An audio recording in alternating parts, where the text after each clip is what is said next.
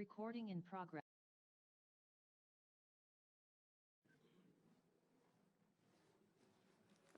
Muy buenas tardes. Les damos la bienvenida a todos y todas a la Comisión de Desafíos del Futuro, Ciencia, Tecnología e Innovación del Senado de la República. En esta oportunidad vamos a conocer el trabajo realizado por la Mesa de Prospectiva, pero antes le quiero pedir a la Secretaría que informe si tenemos cuenta, por favor. Ok, lo vamos a dejar entonces ya cuando esté presente el secretario. Entonces vamos a iniciar el trabajo hoy día en formato comité para la cuenta respecto al trabajo que ha realizado la Mesa de Prospectiva que ha presidido el señor Sergio Vitar. Yo le quiero dar la bienvenida a nuestros invitados, empezando por él como presidente del Consejo Chileno de Prospectiva y Estrategia. También saludar a la señora Paola Aceituno, que está conectada vía telemática, investigadora en prospectiva y políticas públicas, académica de la Facultad de Administración y Economía de la Universidad Tecnológica Metropolitana. También se encuentra presente en la comisión la señora Paula Solar, directora ejecutiva del Consejo Chileno de Prospectiva y Estrategia y académica investigadora de la Universidad SEC. Y también al señor Carlos Carmona, abogado, que nos va a exponer también y dar cuenta en esta sesión.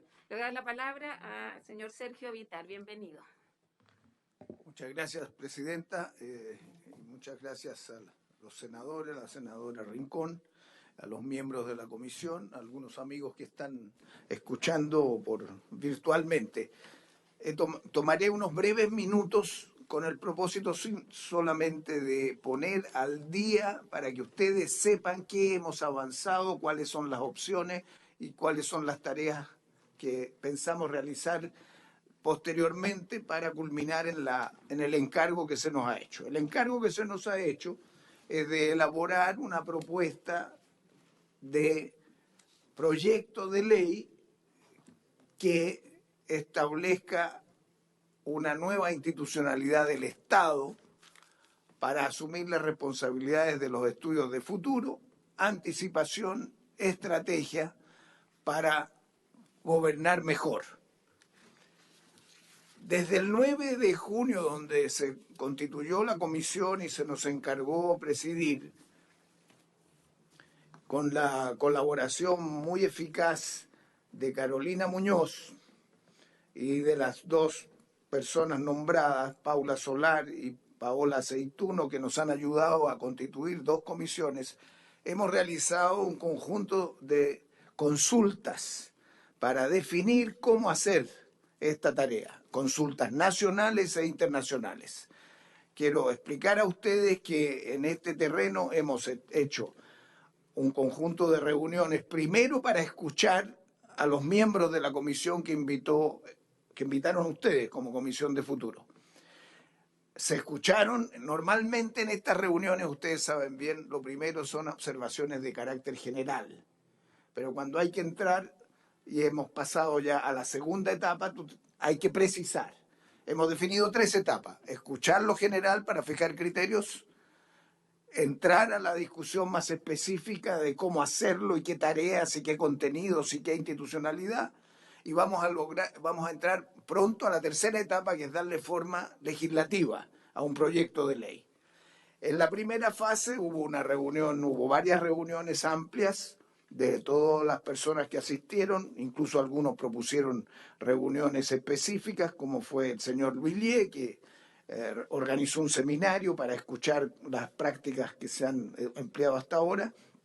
Luego constituimos 2 comisiones, una de objetivos y tareas y otra de institucionalidad, luego una plenaria y más adelante entramos a la segunda etapa. Y en la segunda etapa hemos pensado que lo más productivo es reunir a las personas que han realizado tareas en materia de prospectiva que han sido exitosas o que no han sido exitosas y cuyos errores también nos interesan.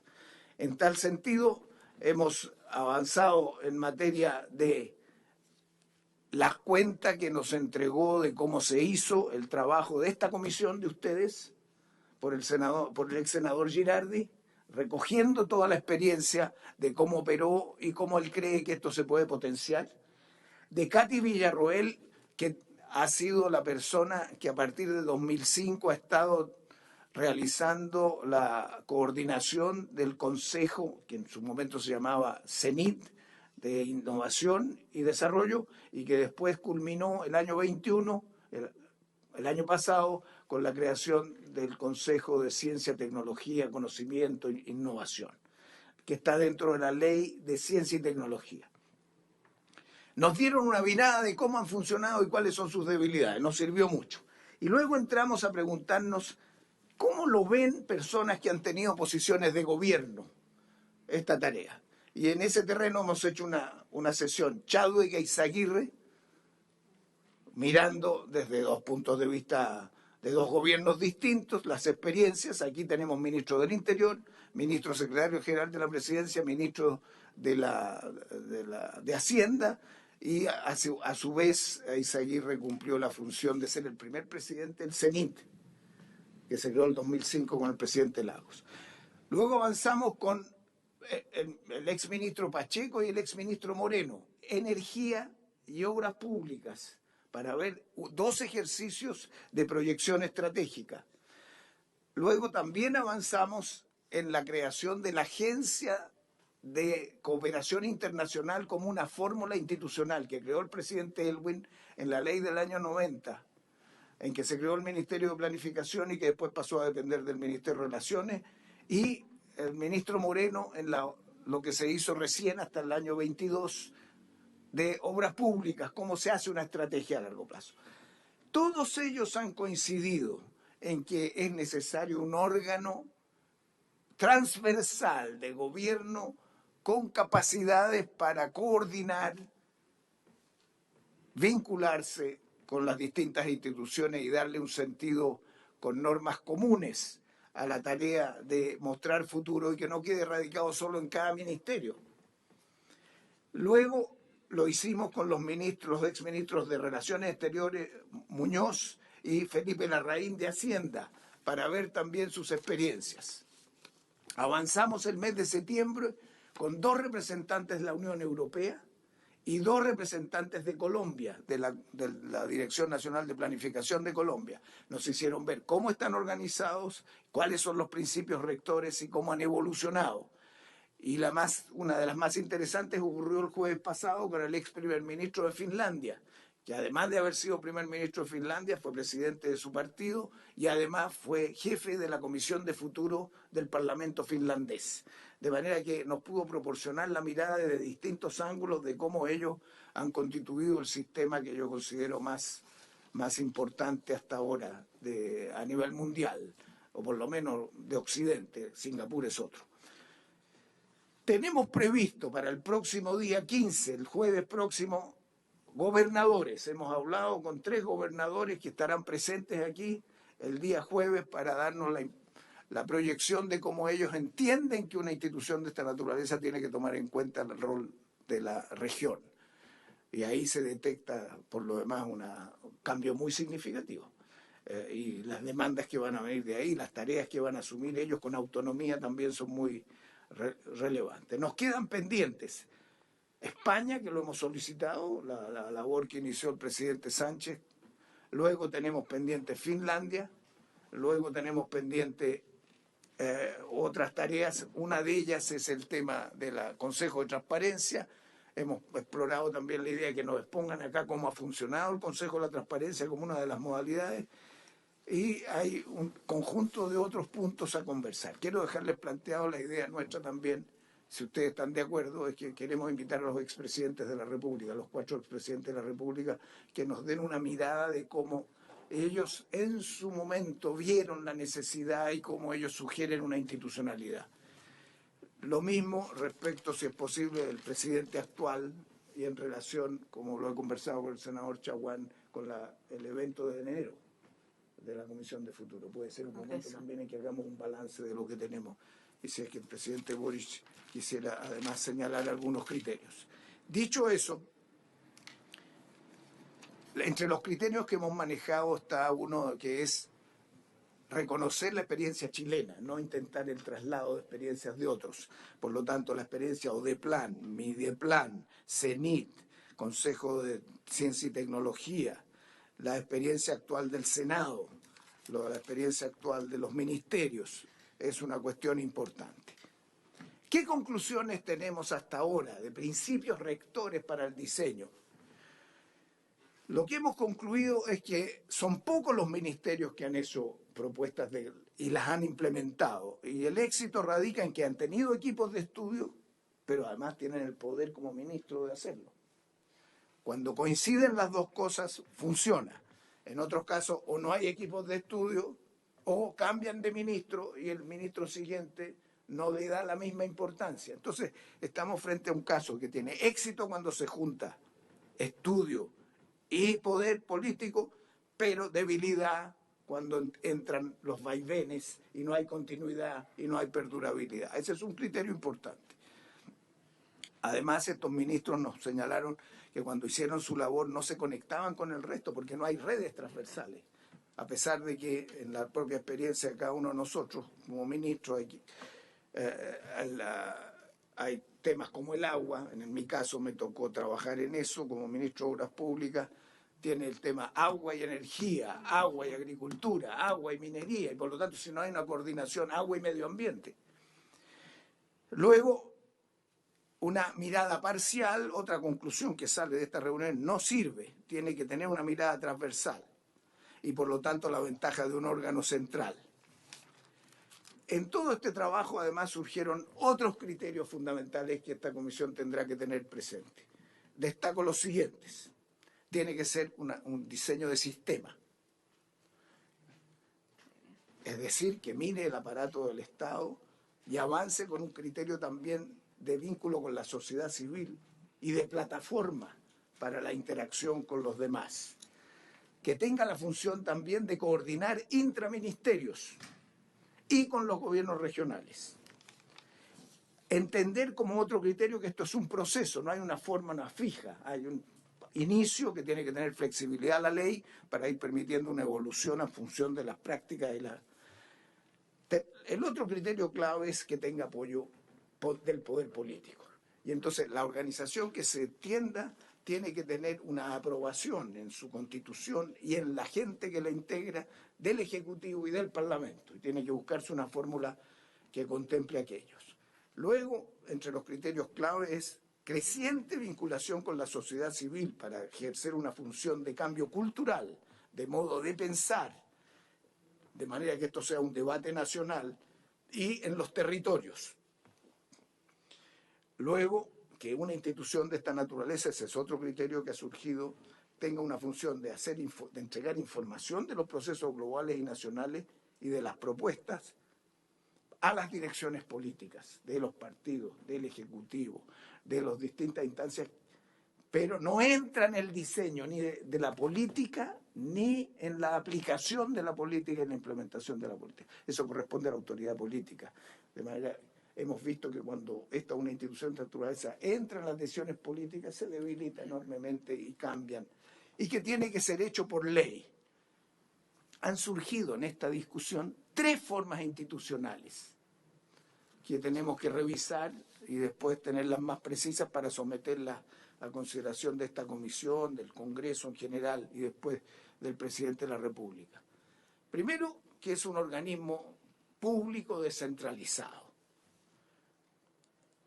Y la descentralización de muchos de estos depende de un ministerio, a través de un ministerio. Pongo ejemplos, algunos de los más recientes del año 21, del año pasado.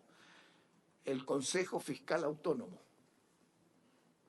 que tiene una autonomía y está designado con formas nuevas descentralizadas. La Agencia de Cooperación Internacional. Son órganos que dependen de un ministerio.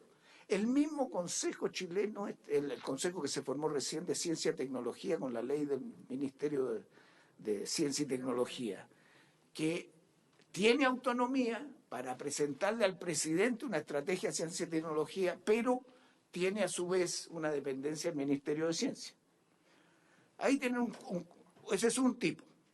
Luego tiene la idea de un organismo público descentralizado y reforzado, autonomía reforzada, que tiene un consejo que el Consejo le da autonomía, cómo se eligen esos miembros del Consejo. Y en ese caso tenemos, los más cercanos son el Consejo de la Transparencia. En el Consejo de la Transparencia hay una autonomía relativa. Por cierto, está el Consejo de Televisión Nacional, pero en todos estos tienen funciones y poder de sancionar o de resolver, que en este caso nuestro, que ustedes nos han pedido, es más difícil precisar. Hay que ver cómo se le va a dar ese poder. Y de las conversaciones con los finlandeses últimas surge también alguna idea de una tercera opción que es más de sistémica, en que hay un organismo del Ejecutivo que no tiene hoy día, que le permite la coordinación con gobiernos regionales, pero también puede haber un reforzamiento de la función del Congreso, que tenga, como lo hicieron los finlandeses con la creación de una institución que se llama Sitra, que está aprobada por el Parlamento por ley, pero es público-privada, y que tiene ese respaldo político, tiene recursos que vienen del Estado y de privados, y tiene una función muy importante de crear debates en la sociedad civil, de estudiar proyectos nuevos de innovación y abrir los temas de futuro.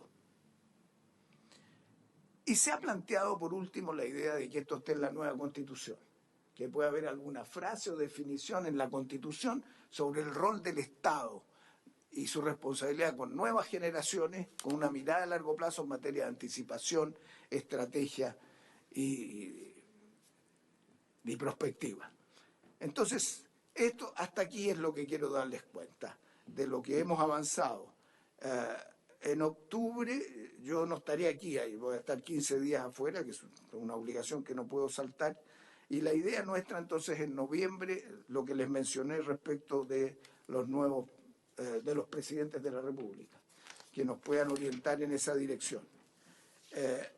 He pedido también, quiero decir, y le agradezco que está presente con nosotros el profesor Carlos Carmona, y quiero, para que ustedes lo conozcan, entiendo que la senadora Rincón lo conoce, también la senadora Órdenes, pero él estuvo hasta el año 2009, o sea, prácticamente 20 años en todos los gobiernos de la Concertación, y nos tocó ver que para nosotros era muy importante su rol en estudiar los proyectos que se mandaban al Parlamento. O sea, en eso tiene una experiencia. Luego ha sido 10 años miembro del Tribunal Constitucional y 3 años presidente del Tribunal Constitucional. De manera que yo quiero reconocer y le agradezco de nuevo, que es una ayuda muy importante para nosotros. Y le he pedido si puede tomar unos minutos ahora, si a usted le parece bien, Presidenta, para que él nos muestre cómo esto puede aterrizar en la tercera etapa, ya no de lo que he explicado acá, de las experiencias chilenas y los principios que deben regir, sino cómo podría tomar forma legislativa como proyecto de ley para que puedan ustedes considerarlo. Eso es cuanto quería decirles y pedir si después de estas breves exposiciones ustedes quieren darnos algunas orientaciones respecto de cómo seguir adelante. Muchas gracias. Les propongo, le quiero dar la palabra a Carlos Carmona, profesor y abogado que nos está colaborando en esta tarea, y luego quizás interactuamos con algunas preguntas y comentarios. Carlos, bienvenido y tiene la palabra. Muchas gracias. Muchas gracias, Presidenta, senadora. Bueno, las fórmulas que recién señalaba Sergio Vitar son 3. La primera era el servicio público descentralizado, después era una fórmula de órgano autónomo y la tercera era una especie de servicio dependiente del Congreso. Bueno, la primera fórmula, la del servicio público descentralizado, es la fórmula tradicional en que se organizan los servicios públicos en el país. Es la fórmula que tiene el Servicio de Impuestos Internos, que tiene el Servicio Agrícola y Ganadero, etcétera. O sea, una fórmula bastante simple. Los servicios públicos, en primer lugar, lo que los distingue es que ejecutan políticas mientras los ministerios las definen. Solo por excepción, los servicios pueden definir políticas y los ministerios ejecutarlas. Por lo tanto, estamos pensando en un organismo operativo desde ese punto de vista. Enseguida, los organismos descentralizados, lo que los distingue fundamentalmente es que tienen personalidad jurídica y tienen patrimonio propio, o sea, no actúan por la vía del fisco, y eso les da más flexibilidad y autonomía, porque si no tienen que requerir la autorización, la aprobación para prácticamente todos sus actos más importantes. Y a diferencia de los servicios centralizados, que es el contrapunto, que no tienen ni personalidad jurídica ni patrimonio, no están sujetos a un control jerárquico, que es lo que tienen los servicios descentralizados.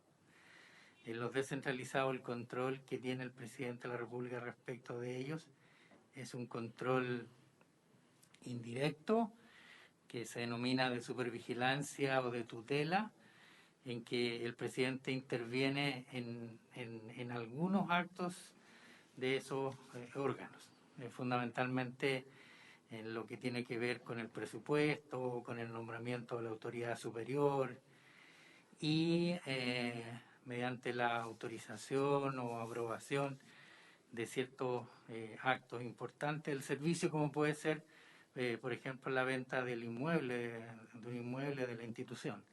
Pero en el resto el servicio tiene una autonomía mucho mayor que el órgano centralizado. La segunda, en general, todos los servicios están insertos en un ministerio. Por excepción existen servicios públicos que se relacionan directamente con el presidente de la República sin estar insertos orgánicamente en un ministerio. En este momento el órgano que tiene esa condición es el Consejo de Defensa del Estado, que se relaciona directamente con el presidente. Todos los demás interactúan a través de un ministerio. Antes la institucionalidad cultural, antes que tuviera el rango, la forma de ministerio, también estaba en esa condición. Ahora, esto tiene el hecho que estén directamente relacionados con el presidente, tiene una ventaja, que es, claro, la vinculación directa, pero la desventaja es que el general presidente se vincula con los ministerios, entonces la relación que pueda tener con el jefe de servicio es muy baja, casi nula. Se aplica el viejo dicho, ni tan cerca que me queme, ni tan lejos que me congele. Entonces, estos servicios requieren estar insertos en una estructura.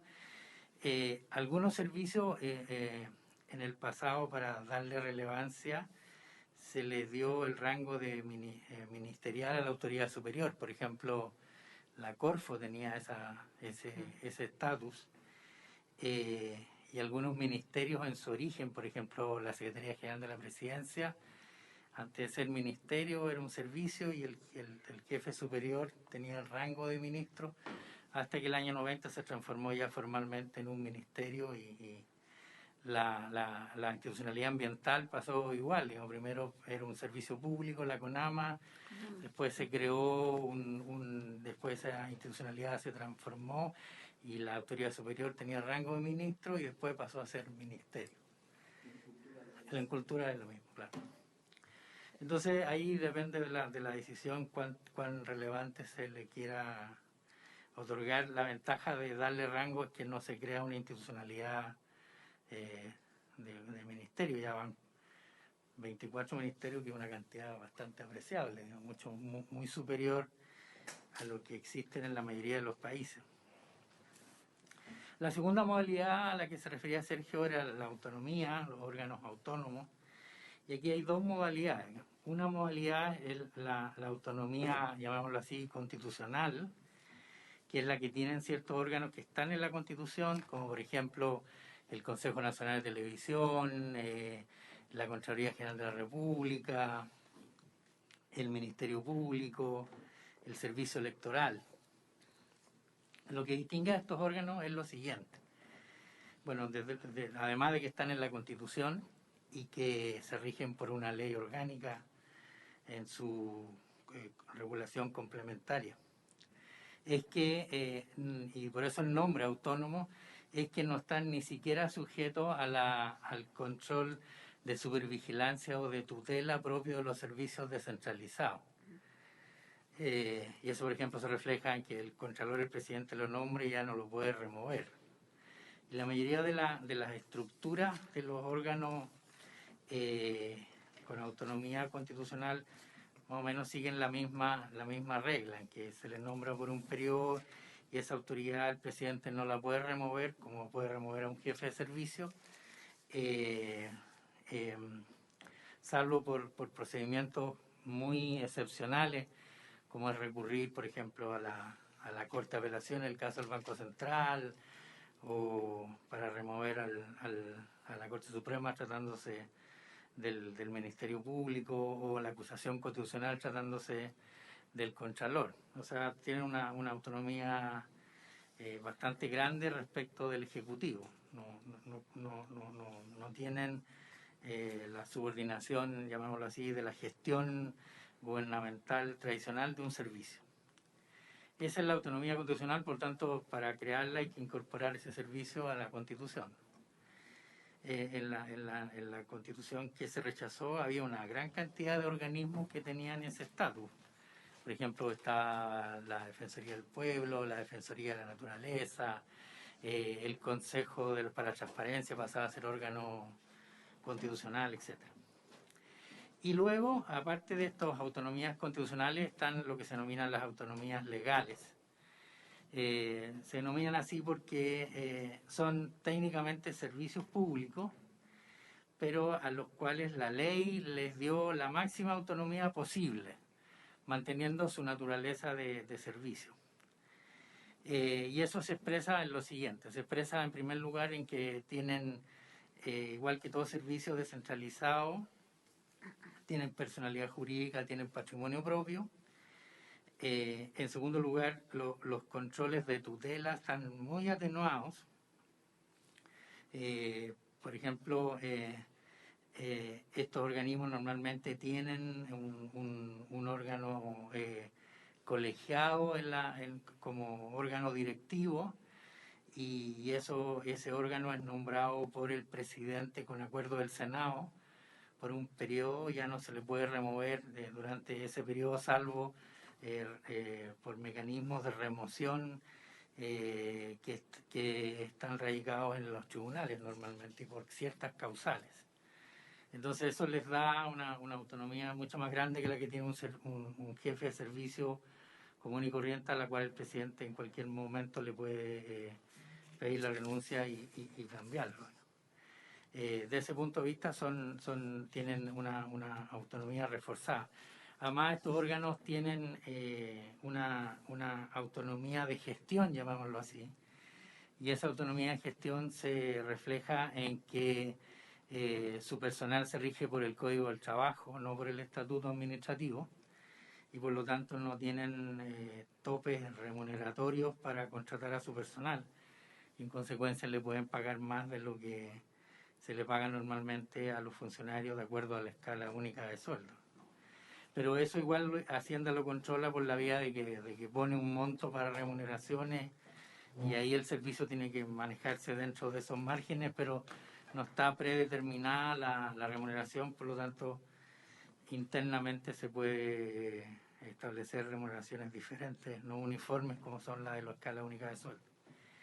Y en otra manifestación de esta autonomía de gestión es que el jefe del servicio no es designado por el presidente, sino que lo nombran los propios consejeros. Estos funcionarios que son nombrados por el Senado designan al jefe de servicio, y este dura un periodo que normalmente es breve, 2 años, que puede ser prorrogado. Y en tercer lugar, estos organismos tienen un estatuto, como puede tener una corporación de derecho privado, que rige su accionar. No solamente se rigen por la ley, sino que por un estatuto. Y eso los hace acercarse mucho a una entidad, entre comillas, privada, y que le permite moverse con mucha más flexibilidad que el resto de los organismos del Estado. Entonces, esta segunda modalidad de autonomía reforzada implica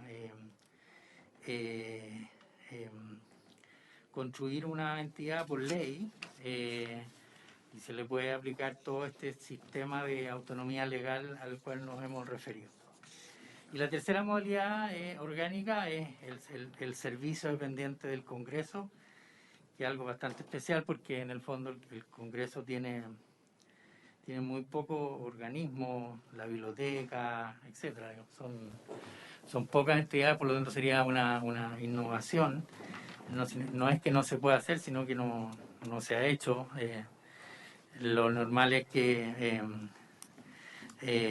hasta ahora la integración de estos, o la designación de estas autoridades, por ejemplo, de la autoridad de los órganos autónomos o descentralizados, cuando hay intervención del Congreso, lo hagan por la vía del Senado y no por la vía de la Cámara. La única excepción es la del Tribunal Constitucional en que se hizo una mixtura porque hay Carlos, si me permite, solo lo quiero interrumpir porque Sí. se ha integrado el senador Perfecto. Kenneth Pugh. Hola. Entonces vamos a ¿Cómo le va? iniciar oficialmente el trabajo Perfecto. de la comisión del día de hoy. Así que, en nombre de Dios y de la patria, Muy bien. se abre la Comisión de Desafíos del Futuro, Ciencia, Tecnología e Innovación. Gracias. Se abre la sesión y continuamos escuchando al profesor Carlos Carmona. Entonces decía que la única intervención que existía hasta antes de diseñar un organismo que dependa directamente del Congreso es la designación, pero básicamente intervenía normalmente el Senado y no la Cámara, salvo en el Tribunal Constitucional en que de los 4 miembros hay 2 que no directamente el Senado sin preguntar a la Cámara y después hay 2 que designa la Cámara y el Senado ratifica, que son los que están pendientes de nombramiento, entre paréntesis, ahora. En otros países, la mayoría de los organismos, sobre todo que tienen que ver con fiscalización, como el Defensor del Pueblo, los Institutos de Derechos Humanos, dependen del Congreso. En nuestro país nunca la Cámara de Diputados ha tenido una institucionalidad que se complemente a través de organismos de esta naturaleza. Eso es la parte orgánica, y en la parte funcional hay distintos mecanismos para hacer viable una visión prospectiva de esta entidad. Históricamente, por ejemplo, Odeplan y después Mideplan, lo que hacían era básicamente fijar la política nacional de desarrollo, la política o las metas regionales de desarrollo, y luego eso evolucionó ya a partir del año 90 en el control de inversión, en que no se puede realizar ninguna inversión pública sin contar con el chequeo de rentabilidad de ese ministerio. Pero no había otro procedimiento de planificación.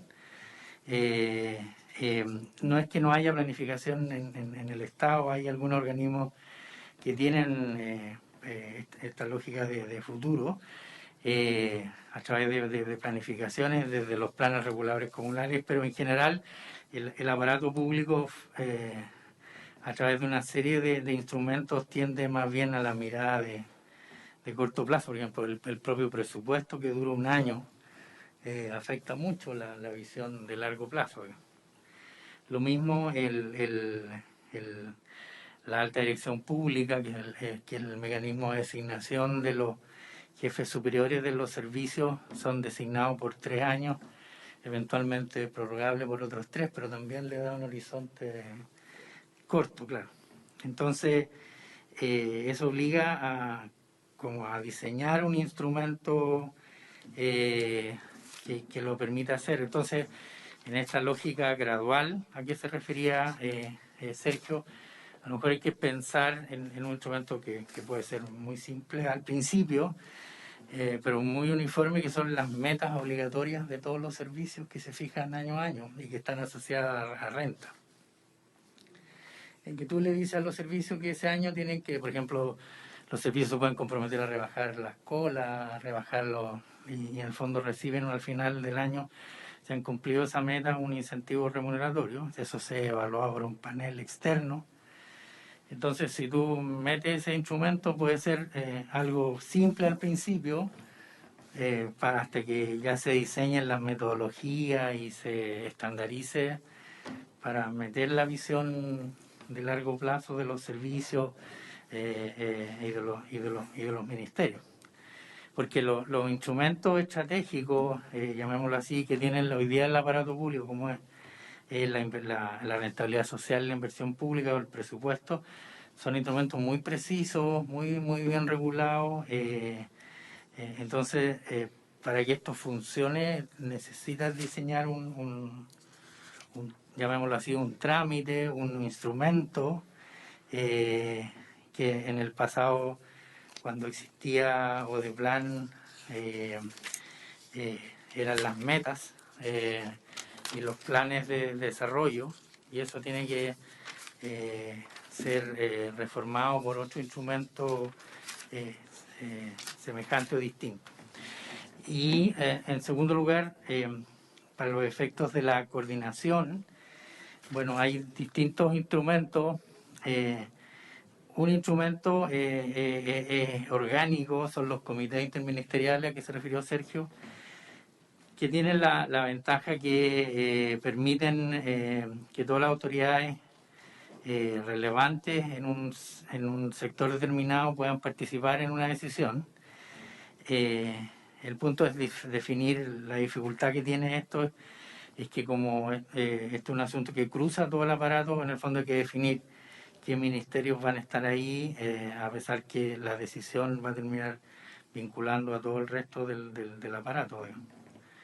Y eso no es una decisión menor, porque en el fondo para que el comité interministerial funcione en sus decisiones, tienen que estar todos los que van a tomar decisiones después, digamos. Entonces es imposible hacer un gabinete para estos efectos, entonces hay que cortarlo de alguna manera y poner los que son más importantes.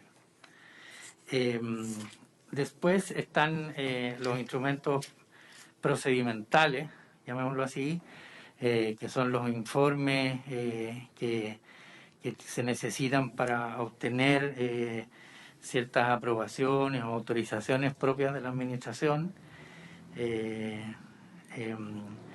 que se puede diseñar. Hay un instrumento que diga esto no se puede hacer sin que antes tenga el visto bueno o el informe favorable de este organismo que se va a crear, y con eso ya se empieza a generar como una rutina procedimental para poder seguir avanzando en ciertos procedimientos, en ciertas decisiones propias del aparato público.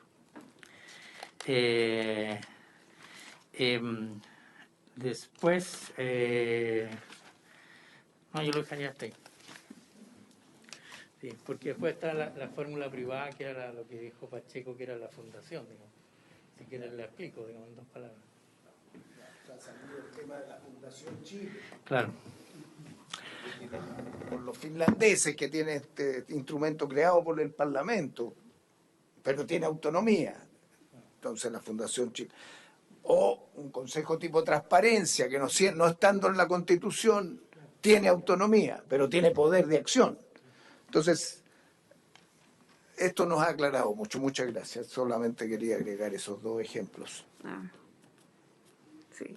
Muchas gracias, Sergio. Carlos, le voy a dar la palabra a Paula Solar. Gracias, senadora. Yo solamente, muy corto, quería hacer hincapié en que en este proceso nos han acompañado muchas personas.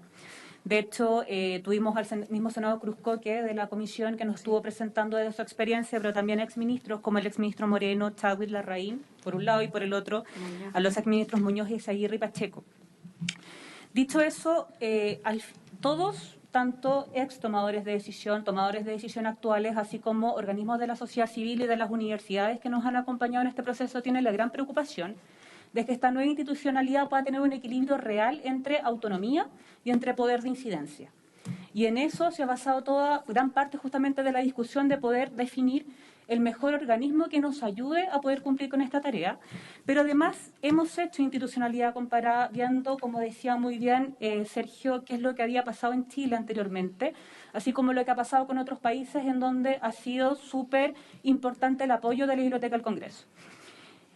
Una de las cosas que nosotros vimos justamente en este proceso en donde empezamos a analizar qué es lo que pasaba también en otros países, vimos que hay mucho de plataforma de trabajo en red. Y si nosotros analizamos lo que actualmente tenemos en nuestra legislación, vemos que, por ejemplo, en los ministerios, gran parte de ellos tienen unidades de planificación o unidades de futuro. Entonces, eso también es evidentemente algo que tenemos que tomar en cuenta para que ellos puedan colaborar entre ellos. De hecho, si analizamos los productos que han salido de estas comisiones, vemos que, por ejemplo, por un lado tenemos la Comisión de Política Exterior 2030 y por otro tenemos al 2050 la política de energía y la política de obras públicas. Entonces, evidentemente, si logramos que estos distintos organismos también conversen, en base a esta institucionalidad que puede ser o desde el gobierno o mixta, una parte desde el gobierno y otra parte desde el Congreso, como lo que vimos en el ejemplo con Finlandia, evidentemente podemos avanzar mucho también viendo lo que está sucediendo afuera. Eso, muchas gracias.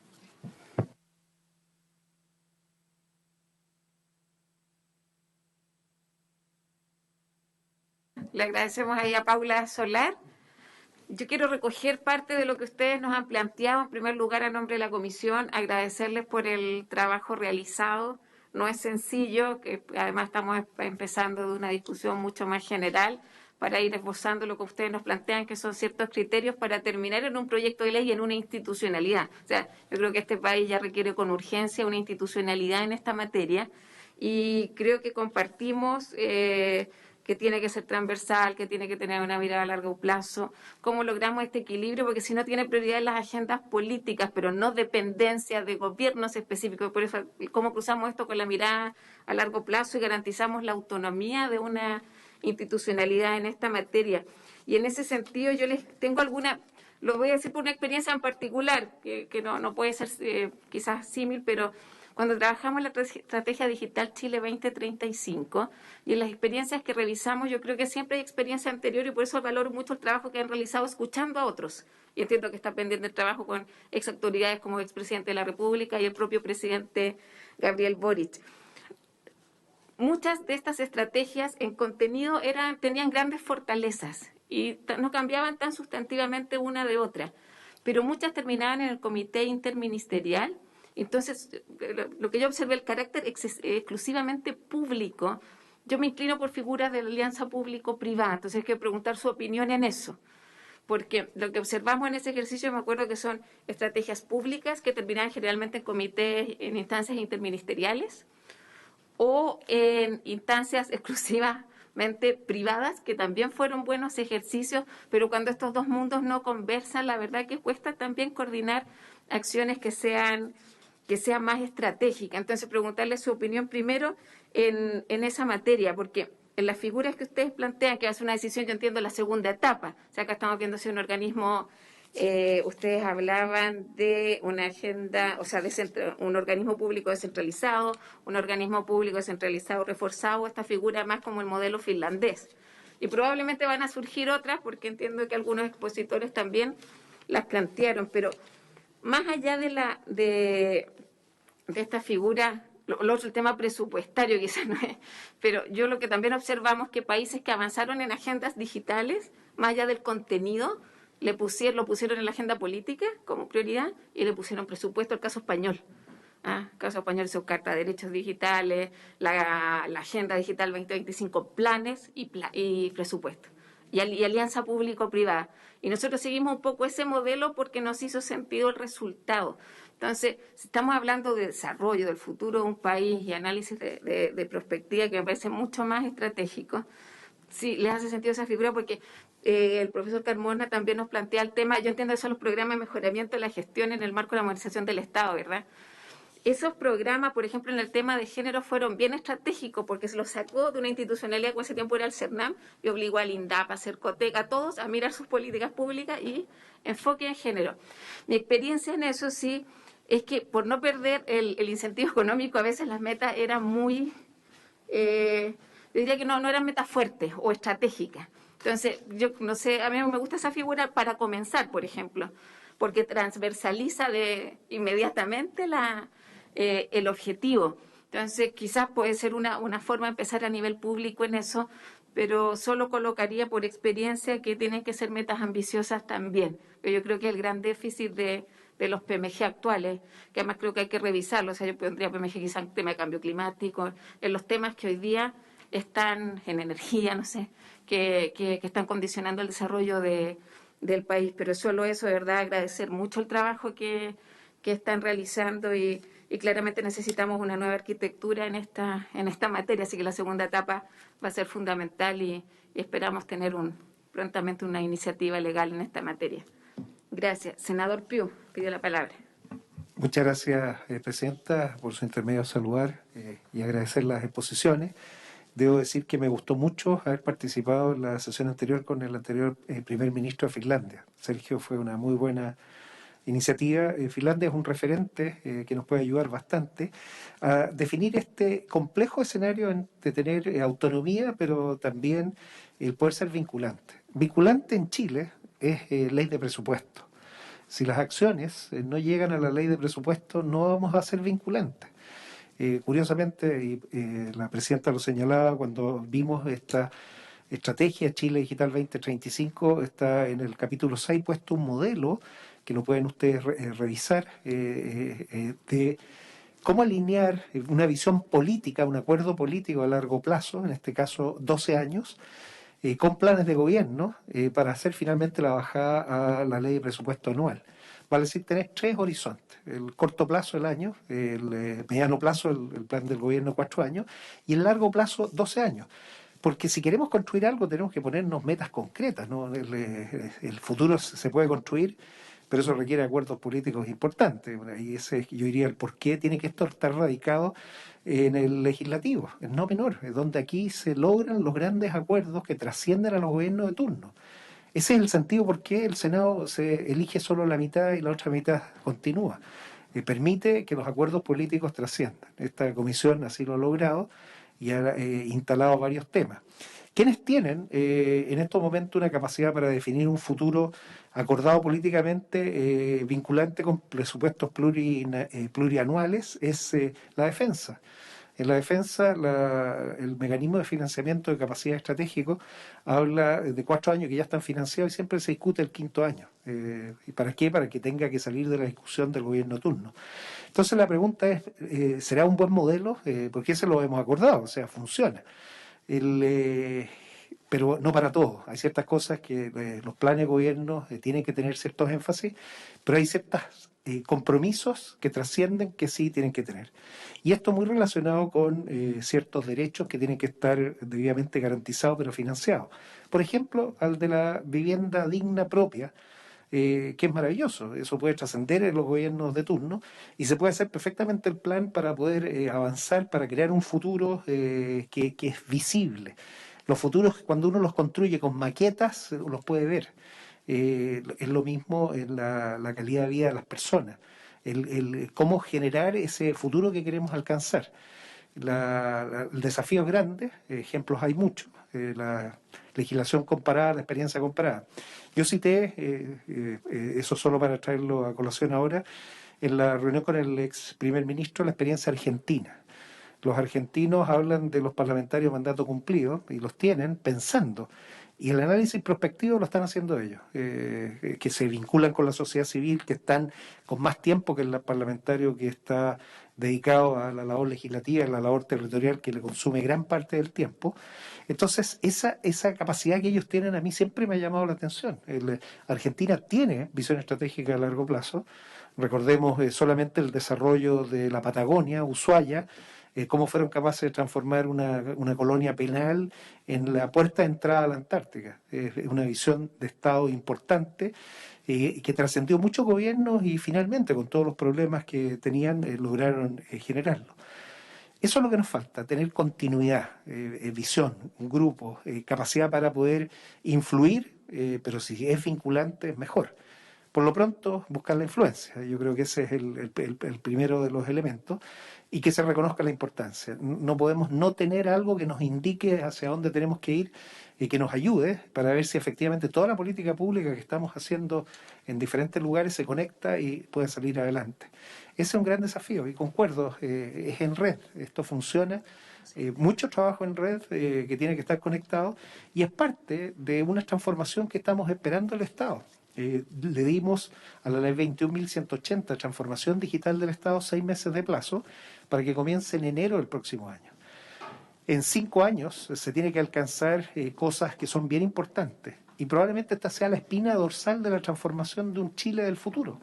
Un Chile donde por la razón y la fuerza de los datos, yo siempre digo, o sea, más data y menos guata, cómo logramos usar estos elementos para salir adelante mejor. Entonces también recomendar que esa ley se ocupe como parte de la estrategia para poder construir algo, porque el Estado se tiene que transformar, pero también hay que decirle hacia dónde, de qué forma, qué elementos son los que queremos obtener.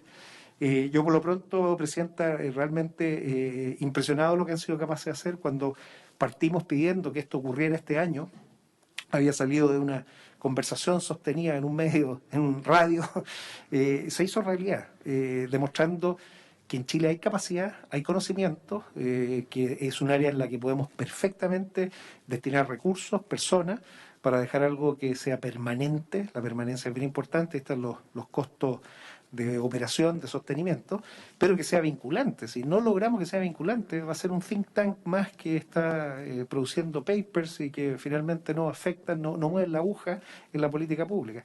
Este debería ser el elemento que nos ayude en el proceso de toma de decisiones. ¿Y quiénes mejores que las senadoras y senadores que trasciendan a los gobiernos turnos, que saben de la importancia de poder apuntar grande, alto, para poder llegar? Si no, no vamos a llegar nunca, nos vamos a quedar siempre metidos en la discusión del corto plazo, que algunas veces tiene horizontes que son menores al año. O sea, cuando hablamos de corto plazo en la ley de presupuesto, algunas veces las agendas no son nacionales, son agendas personales de bastante más corto plazo.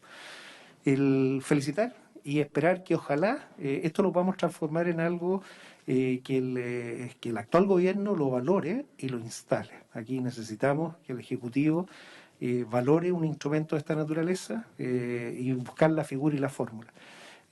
Yo tengo, y quería pedir eso también, señora Presidenta, un proyecto de acuerdo que envié en el gobierno anterior al presidente Piñera para formar precisamente algo similar.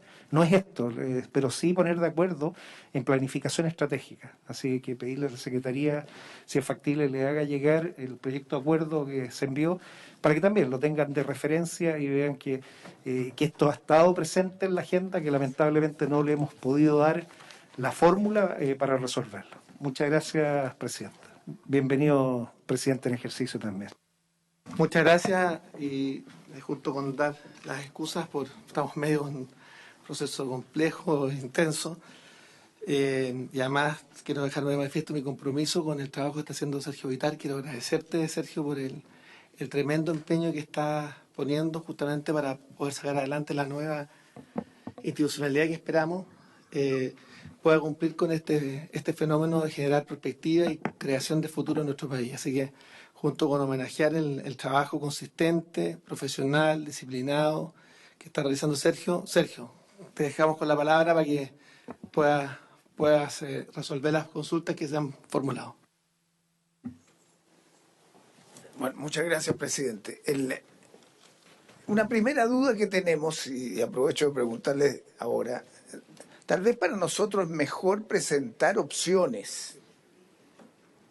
Y es por eso que en la intervención que ha hecho Carlos Carmona, y en la que yo hice al comienzo, es que de las discusiones que están saliendo hay distintas formas institucionales. Y cada forma institucional tiene implicaciones políticas importantes. Entonces, si a ustedes les parece, esa es una primera cosa que quería preguntarles, de que le digamos opción 1, ventajas, desventajas, opción 2, ventajas, desventajas, opción 3. Lo segundo es que nos interesaría definir los criterios que comandan el diseño de esta institucionalidad, antes de decir qué institucionalidad. Por ejemplo, el tema de si un órgano de este tipo debe proveer a las instancias políticas de información diseño de posibilidades de políticas públicas, diseño de estrategias posibles, elementos para hacerlo, o si además debe entrar al tema de el diseño de las políticas públicas y la implementación de las políticas públicas. Esa es una decisión muy importante. En los órganos normalmente anglosajones o nórdicos, en fin, lo que se hace normalmente por un órgano autónomo es proveer las bases para que las autoridades políticas decidan ellas y no se metan en eso. Pero mantienen la autonomía para que si cambia el gobierno, bueno, este grupo sigue funcionando y vuelve a proponer, y tiene además facultades de cuestionar. Que diga, oiga, esto hay un hoyo enorme con el agua, esta cuestión lo dijimos hace 5 años y se sigue grabando. Y proponemos estas cosas. O se discutió tal cosa y no ocurrió. Esa diferencia es muy importante porque en los norteamericanos tienen el National Intelligence Council, tienen prohibido proponer políticas. En el caso español del 2050 sacaron, pero viene del primer ministro.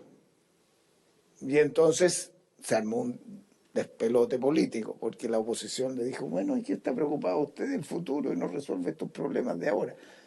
Entonces, el riesgo en ese caso es que esa instancia se caiga con el gobierno, si hay cambio de gobierno.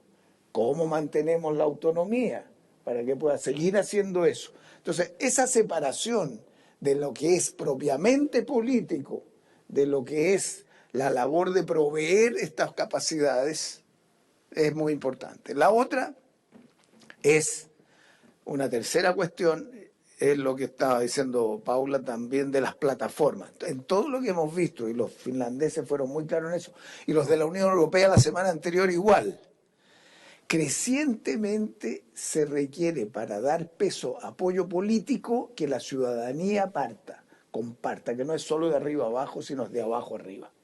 Y por lo tanto, el debate social, político, es importante para ir creando una cultura de pensar futuro.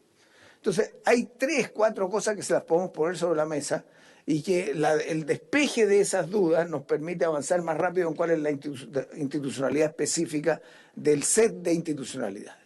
La otra es que de todas maneras, y esto por lo menos en mi opinión personal, el gobierno debe tener un aparato. No puede ser que el gobierno no tenga nada. Ahí depende del ministro, depende si el ministro le gusta hacer algo de futuro y después cambian de ministro y no pasa nada.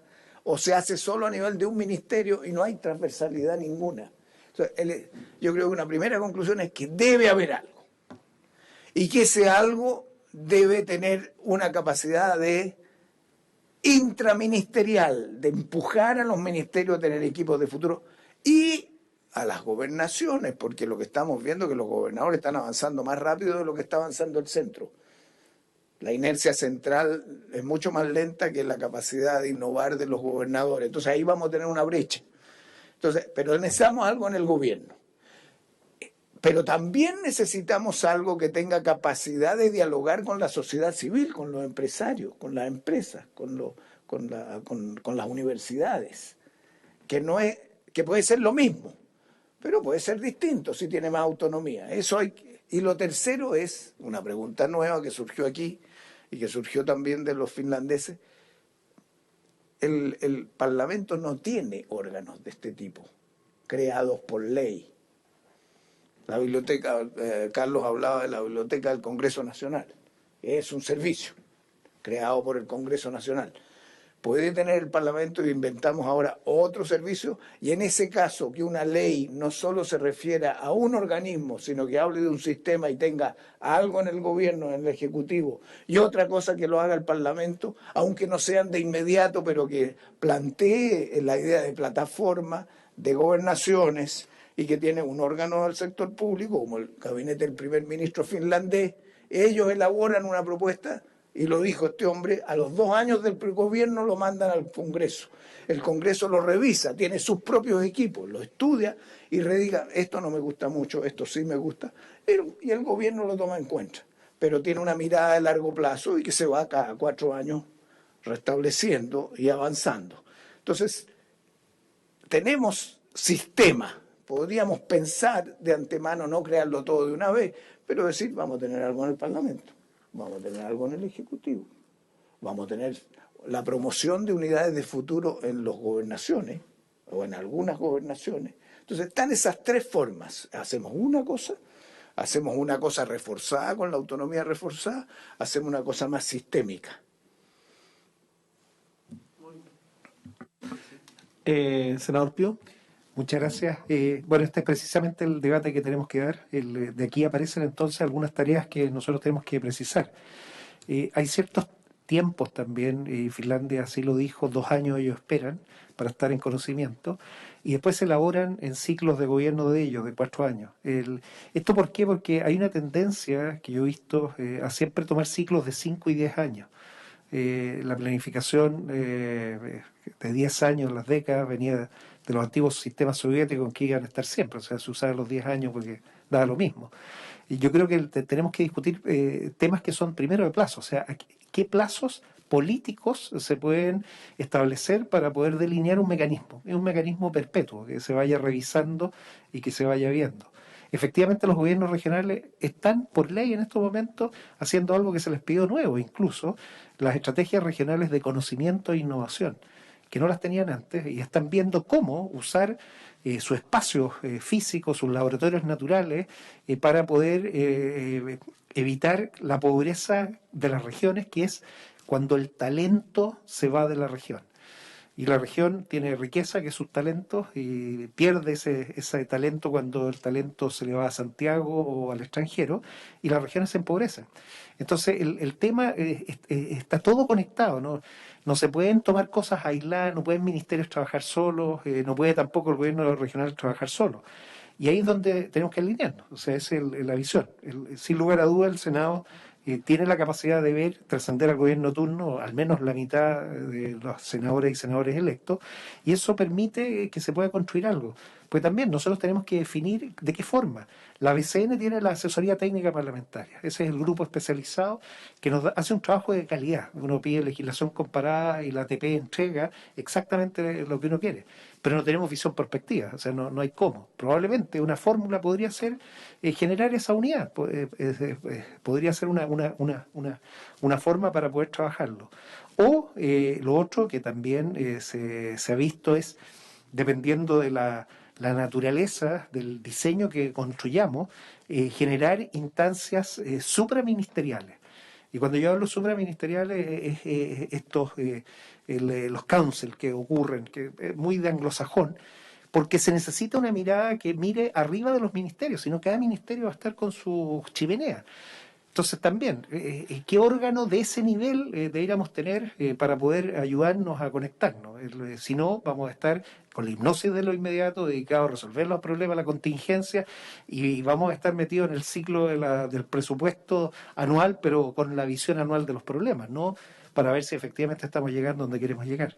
Entonces es muy lógico lo que Sergio pide, presidente. O sea, tenemos que definir bien y idealmente trabajar base a propuestas. O sea, algunas propuestas concretas, obviamente la fortaleza, las debilidades, el FOA de cada uno, y en base a eso hacer la propuesta. Eso sería, presidente. Sí, yo también estoy en acuerdo con lo que se plantea en términos de ver cuál de los dos modelos, más que los timings, porque los timings son de revisión cada 2 años de una cosa más de largo plazo, porque si no sería un programa de gobierno, entiendo. Y por supuesto hay que hacer una proyección de 10 años, pero con revisión cada 2 para justamente ir actualizándolo. Entonces, ¿dónde se radica la institucionalidad? Es la pregunta. Porque yo encuentro razón, si esto finalmente se radica en el Ejecutivo, finalmente lo que vamos a tener es que cayendo el gobierno o cambiando de signo político del gobierno podría cambiar todo el programa completamente. Entonces, lo que no podemos hacer que finalmente una elección de cada 4 años signifique también una definición respecto del modelo prospectivo a largo plazo. Y hay una pregunta, Sergio, que quiero hacer.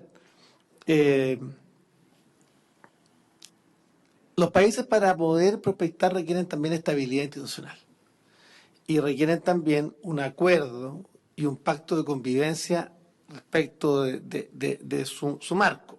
Por lo menos eso es lo que yo planteo. Entonces, se requiere, a mi juicio, porque es muy difícil prospectar una cosa, un país a mediano o largo plazo, si no somos capaces de tener un pacto de convivencia para resolver los temas de corto. Entonces, ¿cómo ligas el tema constitucional con el tema de una institucionalidad prospectiva? ¿Hay un vínculo? ¿No hay un vínculo?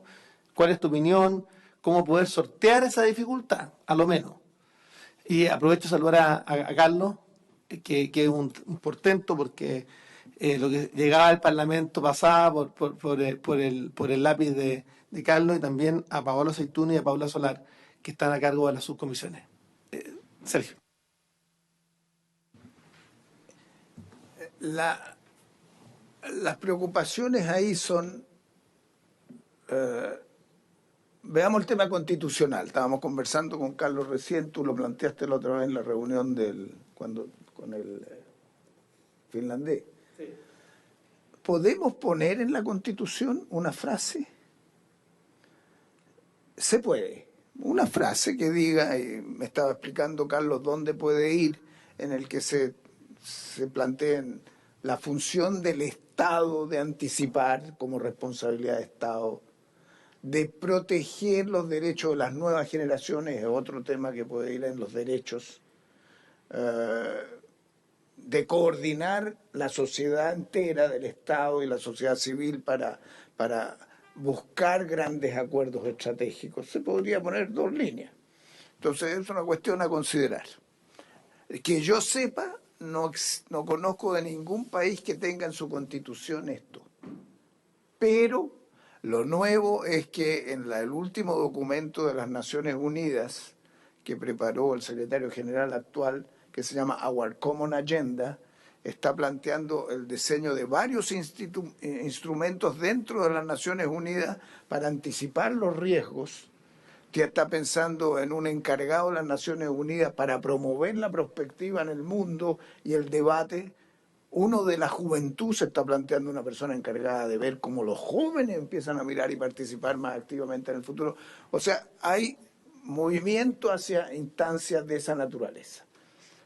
Luego está el tema de cómo autonomizar a la institución que mira a largo plazo o que promueve el largo plazo del vaivén político. Y ahí es la discusión que vamos a ver. Si depende mucho del gobierno, puede influir más dentro de las decisiones, pero está más expuesto a los cambios. Yo he pensado de repente que un presidente no necesita una ley para crear, por ejemplo, una instancia de coordinación intraministerial, que le encargue a alguien y cree una instancia que diga, bueno, coordíneme a los ministerios, que todos me tengan algo, que todos miren juntos, y nosotros creamos por ley una institución que tiene autonomía del gobierno, pero tiene como función entregarle los datos al gobierno para que haga sus estrategias y las presente al Parlamento, por ejemplo, si esa va a ser una de las tareas, porque hay que asignar tareas y se tienen que cumplir las tareas para darle poder a la institución. Entonces, y lo tercero es que si uno piensa en un sistema, tiene más estabilidad el sistema. Si es un órgano, lo pueden tumbar y no se puede. Pero si hay varios órganos que se van desarrollando al mismo tiempo en las gobernaciones, el Parlamento se fortalece, el Ejecutivo se fortalece, crea una red para relacionarse con los organismos que son públicos, por ejemplo, la Comisión Nacional de Productividad, Cochilco, Fundación Chile. O sea, tú no puedes entender un sistema de este tipo autónomo que proponga, si no hace red con esos, porque cada uno de los problemas que surja, mañana el del agua, tienen que haber mucha gente metida y muchos expertos ahí. Entonces se hace el estudio, se propone y se insiste, y si tiene un consejo, lo que decías tú, que darle autonomía mediante la colegiatura de la dirección, y son ese colegio el que elige al director para no hacerlo depender del presidente, y se renueva parcialmente y tiene número impar, ya hay experiencia en eso de cuál es la mejor forma de operar, entonces puede tener un trazado permanente más largo. Y si con la sociedad civil discutiendo temas generales o específicos se van logrando acuerdos, lo que demuestra la historia es que cuando tú tienes un acuerdo a 10 años plazo sobre algo es más fácil traerlo a los acuerdos del corto plazo. Pero al revés no. El corto plazo desata todo tipo de pasiones, en el largo hay menos pasiones y esa práctica puede ayudar a que haya un ambiente más propicio. Pero tanto el finlandés como los europeos, todos te dicen que son procesos. El hecho de crear la institución no significa nada, pero es el proceso de debatir, de educar, de ver opciones, de plantear la necesidad de los grandes acuerdos estratégicos para que le vaya bien al país en su conjunto y de dar cierta estabilidad. Selección del personal, que la gente que esté ahí sea gente de prestigio, sea gente bien elegida, que pueda entenderse con unos y otros. Esas son parte de las enseñanzas, pero todos te dicen, cuidado, estos son procesos. Y cuando yo me he puesto a ver los países, los están cambiando permanentemente. Esto estaba acá, vamos a otro. O sea, tiene que tener la ley esta que estamos pensando, una flexibilidad para diseñar sistemas flexibles que los puedan cambiar. Por ejemplo, Francia, que lo vimos acá en la Biblioteca del Congreso, hizo un buen análisis. En el caso francés, lo último que yo he visto es que el presidente Macron, antes de la elección, puso un equipo a trabajar en France 2030 y decidió, y tienen 10 tareas, y constituyó una comisión para implementar esas tareas. Esa es una decisión política. No era la decisión de France Strategy ni de los órganos, pero volvieron al comisariato. Lo habían desahuciado al comisariato del 2011, volvieron al comisariato del 2015, pero ahora al comisariato de prospectiva y estrategia están volviendo no al comisariato del plan, en que pusieron a un señor Bayrou, que es un aliado de Macron, a cargo del comisariato del plan. Entonces, yo veo cómo todos están cambiando permanentemente su estrategia, pero yo lo tomaría todo eso no como alternativa, sino como parte de un proceso educativo, de formación, de mirada de futuro. Entonces, por eso a mí la tercera opción, esta de un sistema que tenga un parlamento reforzado, que pueda crear algo, que es público-privado, que es regional, que tiene que hablar con toda la sociedad, y un órgano más propiamente del Ejecutivo, que ponga coordinación y orden para funcionar su equipo, y un órgano autónomo elegido por los dos poderes que tenga la capacidad de estar insistiendo y mirando a largo plazo y que no cambia con los gobiernos, también es otra fórmula que podríamos pensar. Bueno, quiero agradecer a Sergio, a Paula, a Paola y también a Carlos por el trabajo y hay que seguir asentándose esa disposición para poder concluir, porque la idea es que esto termine en un proyecto que nos permita justamente crear la institucionalidad. Muchas gracias y habiéndose cumplido después de la sesión, gracias a Cecilia también que nos acompaña, esta se levanta.